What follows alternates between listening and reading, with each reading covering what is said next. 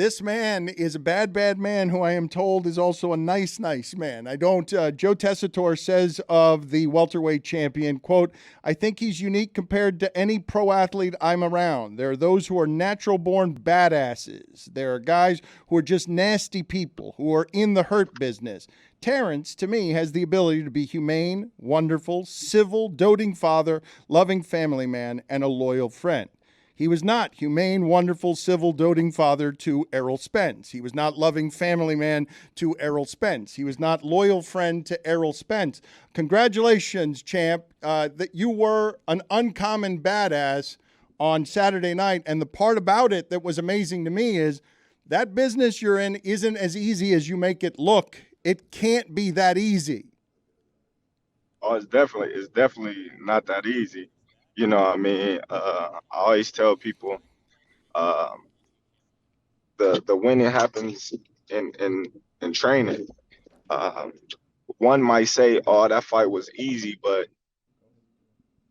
when you look at the amount of training that goes into a fight, then you see how hard that fight really was. Terence, are you driving? Yeah, what's more difficult, boxing or zooming while you're driving? Boxing is definitely more difficult. You know, uh, I think driving is easy. No, but Terence, you're breaking the law right now. We're pretty clear on the fact that I don't think you're allowed to do what you're doing right now. You're driving in a vehicle that can kill people while I'm done. He's done. I'm He done. got there. He got to the destination. Y'all Buckle relax. your seatbelt as well. Relax, everybody. Relax. I didn't mean to lecture you about it. We were just scared for you. We don't want anything to happen to you. You're undefeated. You're 31-0. You got to take care of yourself. That's a fact. I appreciate it. You know, I just, I mean, I was almost to my destination, so I appreciate it. Well, you during the fight, I've only seen Floyd Mayweather do this because you say it's not easy, but Floyd Mayweather, while he was fighting someone, was talking to the ringside commentators who were talking about the Super Bowl, and he was giving his Super Bowl analysis while fighting. You haven't even finished the Spence fight, and you're already yelling at Jermell Charlo, hey, you're next. Like, he's still wobbly in the corner, and you already know you're done with the fight. What was going on there?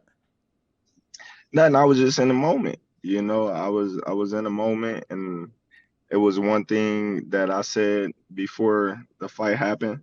I said each and every one of you guys is going to witness greatness. And when I kept saying that, a lot of people laughed. A lot of people thought that I was just talking out my ass, and I felt Saturday night everybody witnessed greatness just like I said they would. But when you come out for a fight, you're locked in. At what point do you start to notice who's in the crowd? Is it after the fight is done? Is it in the middle of the fight? Is it before you come out? When do you notice, Charlo's here, Fat Joe's there, Stephen A. Smith is there? When do you start noticing the faces in the crowd? Well, if they not right there in front of me, then I really don't notice them. You know, when I was coming up the ring and I got in the ring, me and Charlo locked eyes, and I seen Lil Wayne in my corner.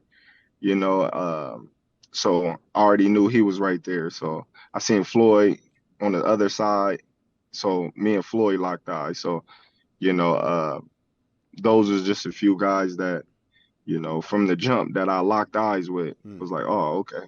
Bud, are you as good as Floyd Mayweather? Huh? How can you ask me that question? Come on now. Why can't I ask you that question? I'm as good as anybody that ever laced up a pair of boxing gloves. That's why. I mean no insult to you. Floyd Mayweather's the best I've ever seen pound for pound. Did it in the fight business in a way that was amazing. A little more boring than you. Figured out the fight business in no one can hit me. I'm better at defense than you are. So to call you as good as him is the highest compliment I could give, is it not? No, there's a lot of fighters that's great. You know, Floyd is great, you know, but you got a lot of fighters that came before Floyd. That was great also, you know, so I never want to disrespect those fighters that came before me that paved the way for Terence Crawford. So I always pay homage to all the greats that came before me. But you know, myself, I'm great as well. So you got to put me in those categories, and you got to put me with those names as well. But I know you said earlier that, you know, boxing isn't easy. Like, there's a lot of training, a lot of preparation that goes in before every fight. But are you ever surprised by how easy the fight goes? So, for instance, for Spence, because the Vegas money and everyone was kind of 50-50 split, or we all thought it was going to be a great fight. But I think a lot of people walked away like, oh, he beat his ass. Like, he did it, and he didn't look like he broke a sweat. So are you ever surprised that, oh, that went easier than I thought? No, like I said, I never thought the fight was gonna be easy. That's why I trained so hard. Still don't believe the fight was easy. It may look like that because of my skills and my talent, but at the same time, it's never easy in there. You know, that's all skill. That's all, things that we practice in training camp. So it all just came out on that one night. And I know it's not easy. I'm just saying, like, did you expect it to be harder than what it was?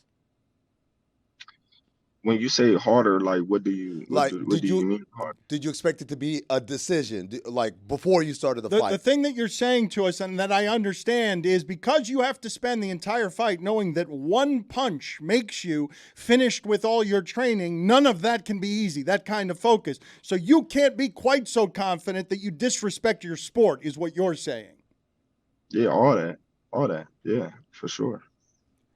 Can you explain to us how it is that you became this kind of boxer? What is the imprinting in your childhood, in your upbringing, that made you someone who wants to be great at this? Man, I want to be great in everything I do, not just boxing. You know, if anybody know Terence Crawford, they'll tell you how competitive I am in anything. It doesn't matter what it is. It don't matter what we're doing. I want to win. So I'm not going to do something that I don't want to be the very best at. So if we playing rocks or cards or whatever, I want to win, and I want to let you know that I'm the best. You know, so that's just my demeanor. How do you play rocks? How do you play rocks? I don't know. I just threw that out there. Has your life changed very much in the last couple of days? What has your life been like the last couple of days? Oh, my life is the same. It wouldn't matter, if I beat Muhammad Ali or anybody, God rest his soul, my life would still be the same. Yeah, I got a lot of more new followers. Yeah, more people believe in me. A lot of people want interviews, but it's always like that after one of my big fights, and I just take it how it is. I take it day by day.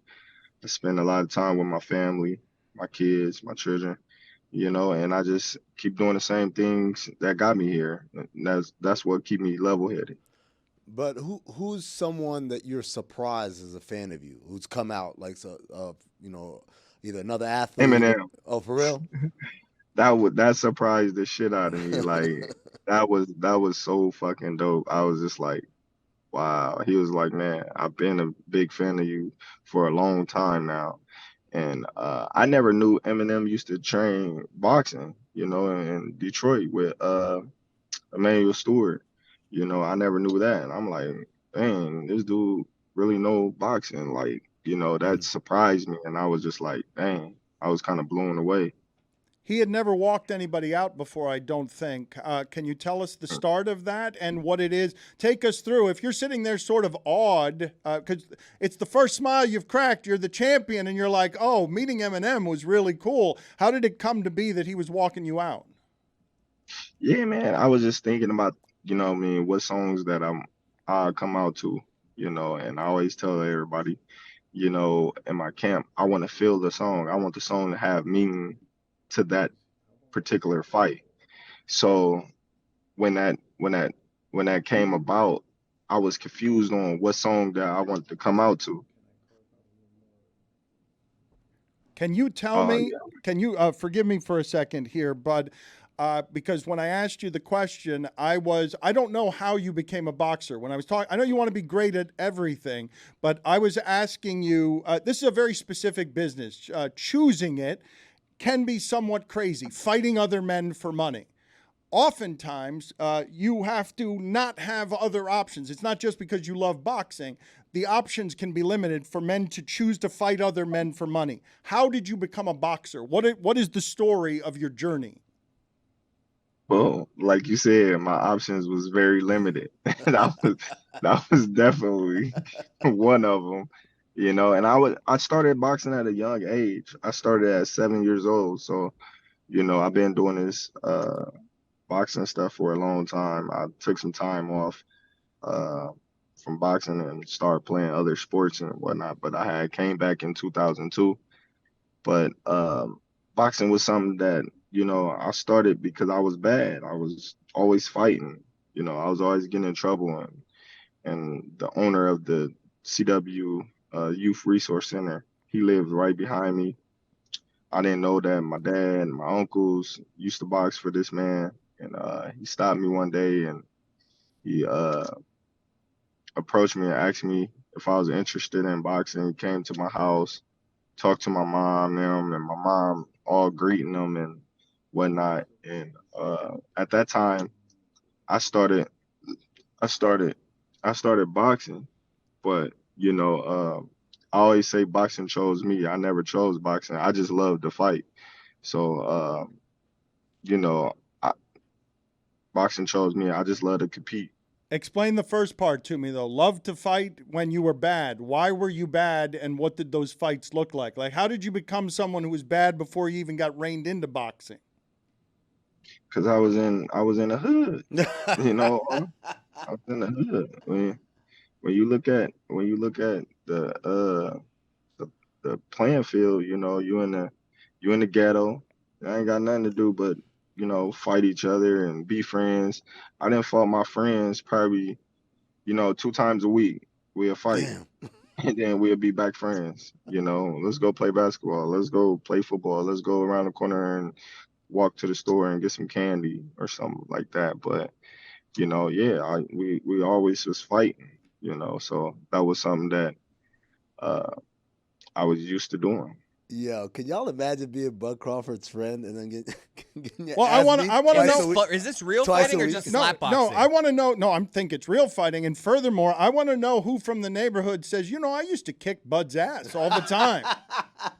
Nobody. So really, Nobody. so you were winning all the fights from a young age because you were very good at fighting, is what you're saying. You were running around bullying people. Look at his face. He's like, I definitely wasn't bullying people. I had a couple of people that was trying to bully me. They was older and bigger than me. I used to get my sisters and my cousin on them type of guys, and yeah, man, I used to get messed with too. People used to, hey, look, you know what I mean? They used to pick on me too all the time, and those guys that, what I mean, I couldn't beat up or couldn't win. Me and my sisters jumped them, so we go win. We gonna win, So